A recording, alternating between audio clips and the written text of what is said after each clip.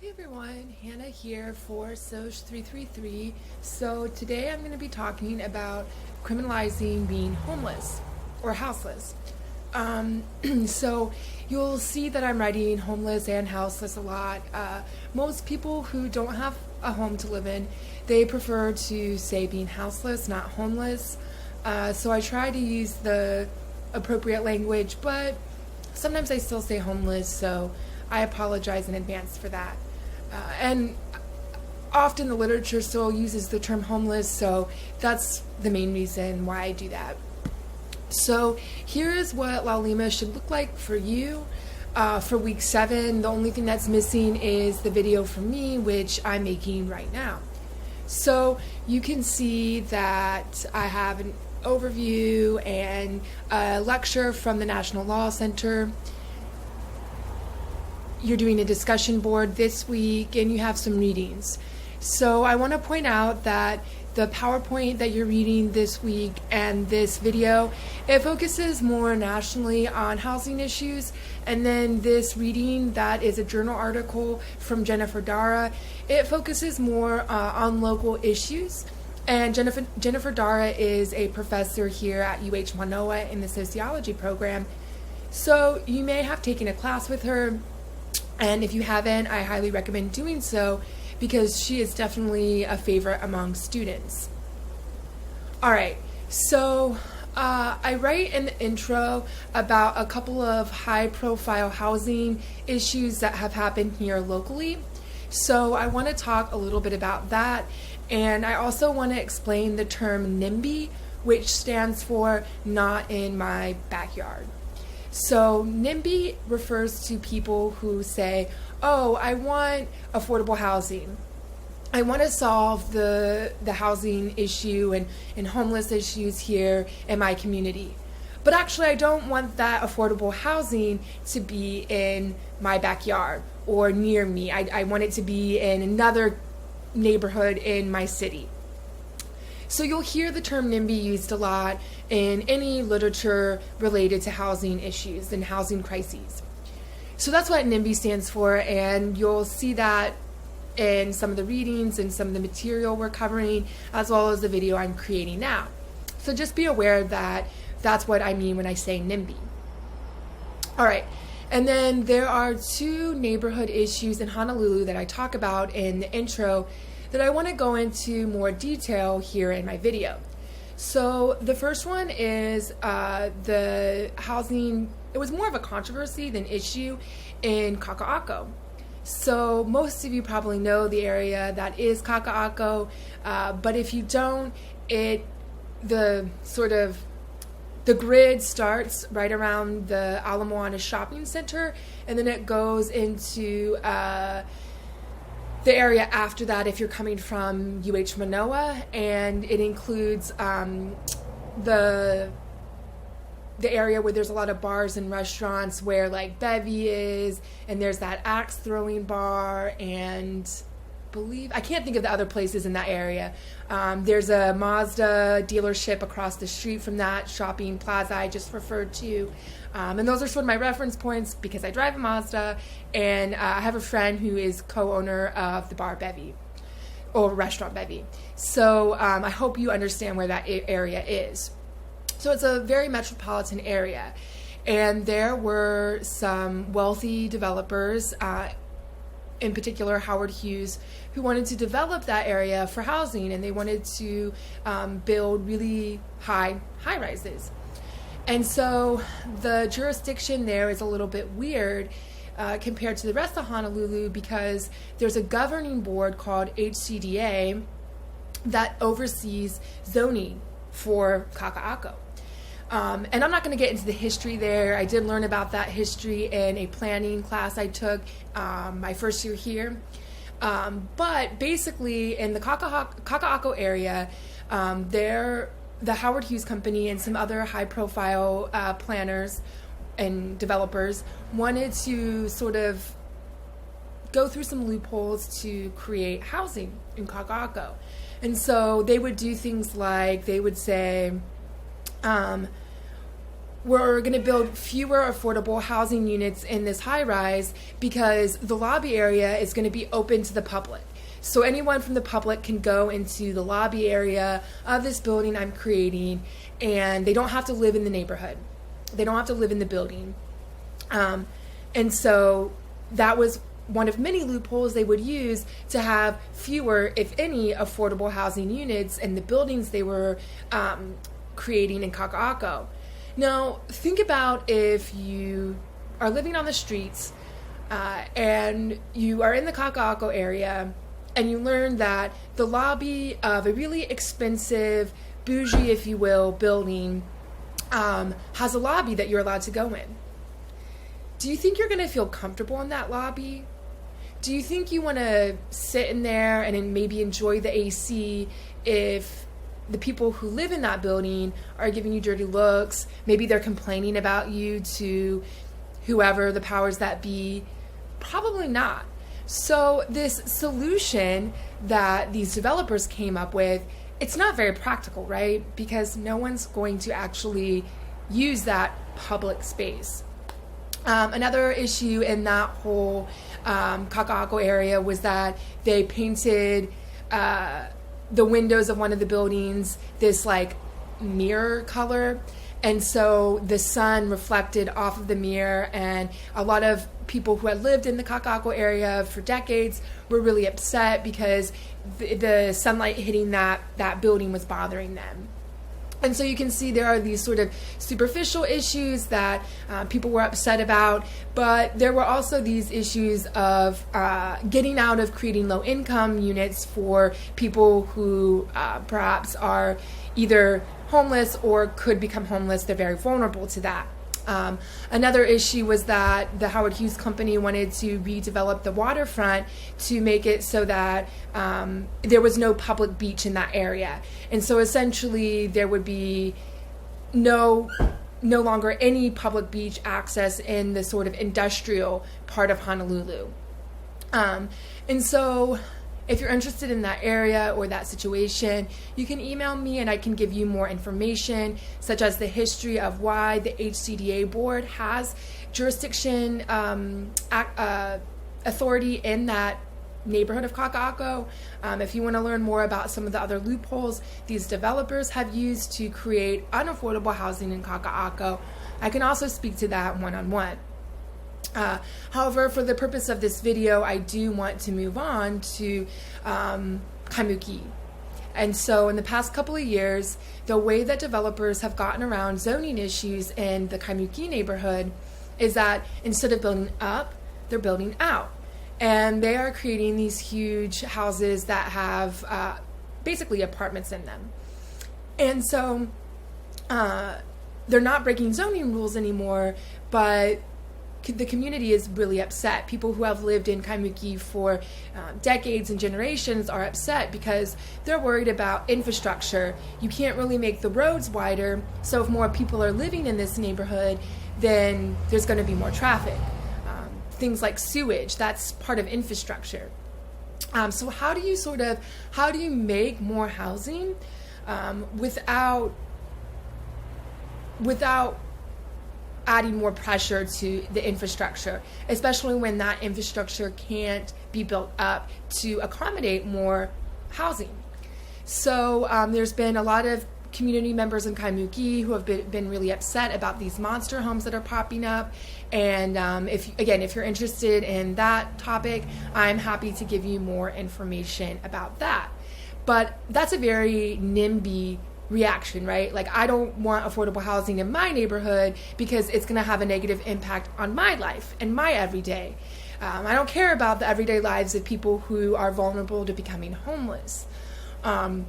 And then finally, in the most recent sort of NIMBY housing issue stuff, there is a builder, and she wants to build a completely affordable housing apartment complex in Kailua.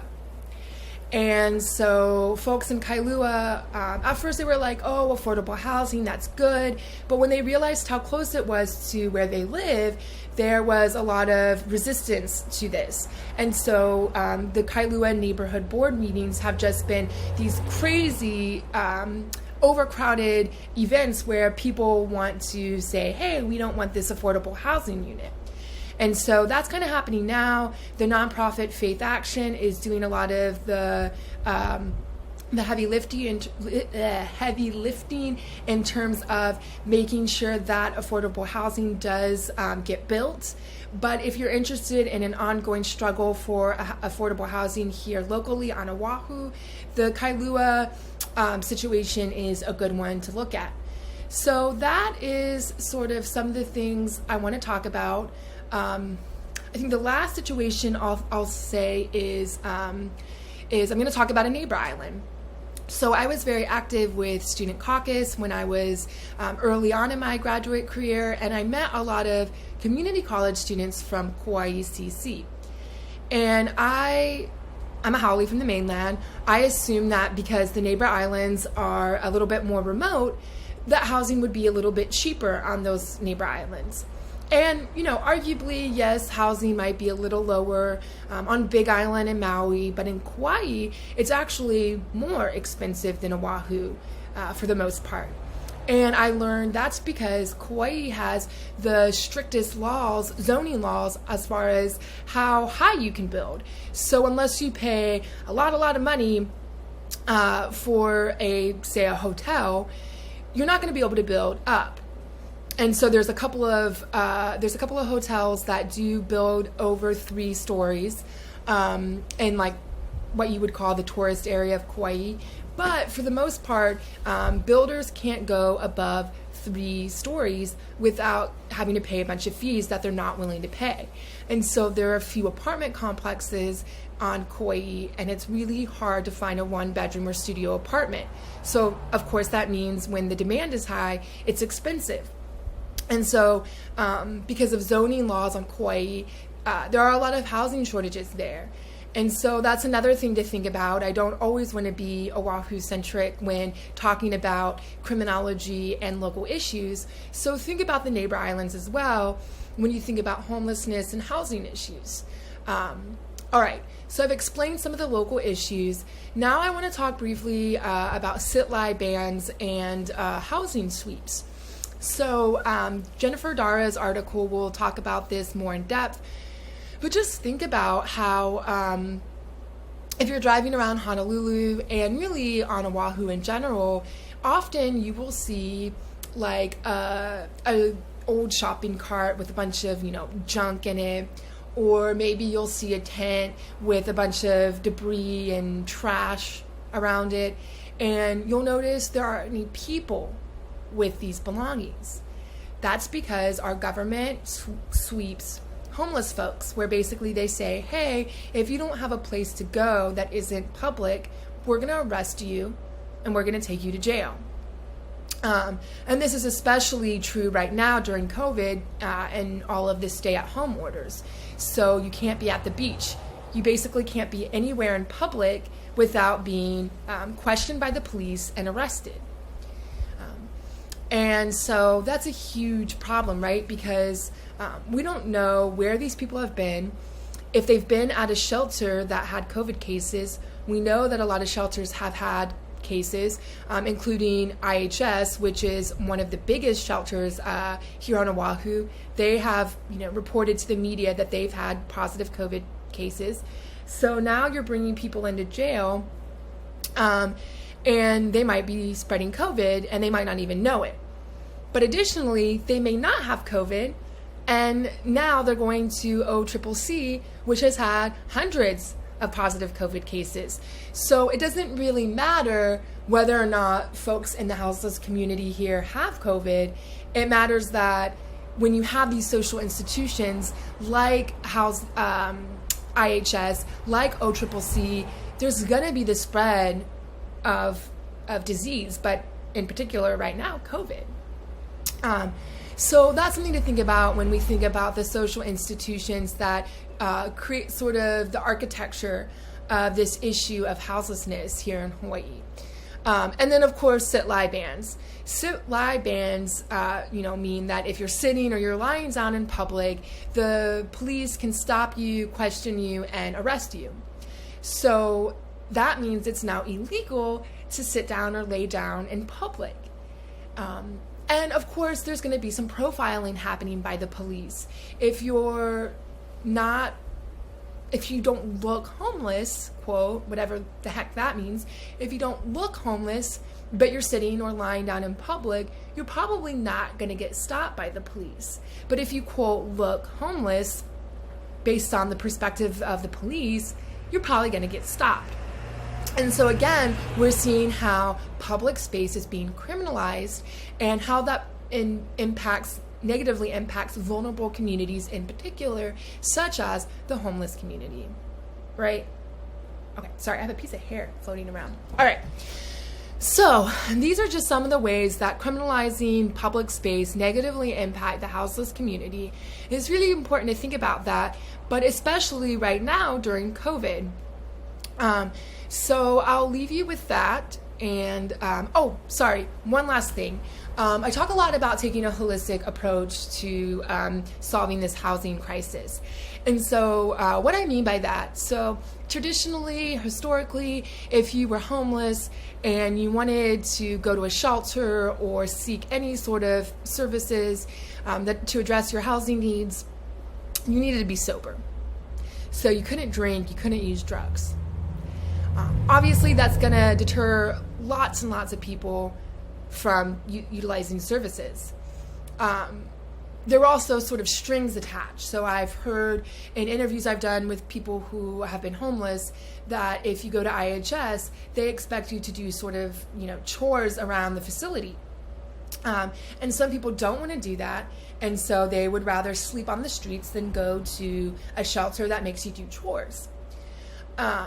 There are people who would rather sleep on the street than not be able to have a beer. So a holistic approach is something like Housing First, and I believe some of the material you're going to read and watch this week covers Housing First. But basically, Housing First suggests that if you just put people who are living on the street or living in abandoned houses or in their car, if you just put those folks in an apartment or a house, then you can start to solve some of the other issues they might have, whether that's mental health issues, addiction issues, or physical issues such as being in a wheelchair or that sort of thing. You can address all of that easier if the person has a house. So when I interviewed people who were participating in a Housing First program, they would talk about how difficult it was to make a psychiatrist appointment on time or an appointment to check on their diabetes, to go to your court hearing because you were arrested for under the sit-lie bans. In order to keep track of all of that, it's very difficult when you're living on the streets. If you can just have an apartment where you're living, now you don't have to worry about where you're going to get your water, where you're going to go to the bathroom, where you're going to shower. You don't have to worry about those things because you have your own apartment that you can do all of that. So now these appointments that you need to keep, that becomes a lot easier. And so now you have the ability to go to your psychiatrist and work on your mental health issues, your post-traumatic stress syndrome, and all of that. You can go to your doctor, your physician, to get your diabetes checked, to figure out, what can I do to be more mobile if I'm in a wheelchair. You can make your court date, you can get your bus pass, you can get your state ID, you can address all of these really essential things necessary for folks to be successful in our society. So that's sort of a holistic approach. You're housing people and then you're addressing their other needs that may have led to not having a house, providing skills so that that person can get a job, that sort of thing. So that's what I mean by a holistic approach. I feel like I've talked a lot about different issues. If you have any questions about anything I discussed in my video, feel free to email me as always, and I look forward to your discussion board posts this week. All right, bye everyone.